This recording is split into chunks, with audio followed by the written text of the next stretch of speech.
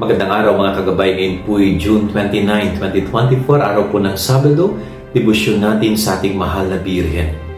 Napakaganda po ng ating ebanghelyo sa araw na ito. Tinatanong ni Jesus ang kanyang mga alagad kung sino siya, anong pagkakakilala ng mga tao tungkol sa kanya. At alam po ninyo, medyo disappointed si Jesus dahil sa kabila ng kanyang mga ginawang pangangaral, milagro, ay hindi pa rin siya lubos na makikilala ng mga tao. Kaya ang pangalawang tinanong niya is yung kanyang mga alagad, kayo, sino ako para sa inyo? And then Peter immediately answered, sabi niya, kayo po ang buhay na anak ng Diyos. Kinilala ni Pedro ang ating Panginoong Jesus na anak ng Diyos.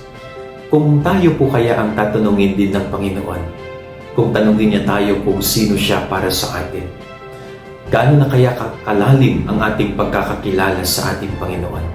Kilala na ba natin talaga si Jesus bilang ating Panginoon?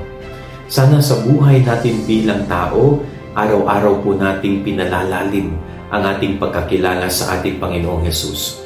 Araw-araw sana nating dinidiscover ang tungkol sa ating Panginoong Jesus.